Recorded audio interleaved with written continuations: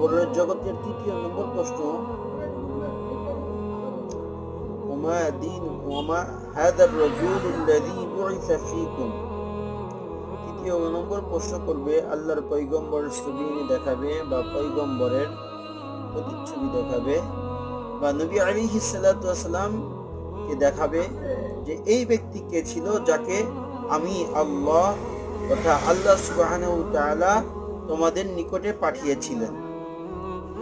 ওমা নাবিয়ুকা, যে তোমাদের নেতা কে ছিল, তোমাদের নেতা কে ছিল।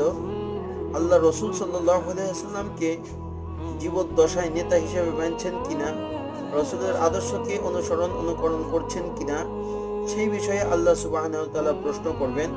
যখন আমরা রাসূলকে মানব না নেতা হিসেবে, তখন রাসূলের এই প্রশ্নের উত্তর আমরা দিতে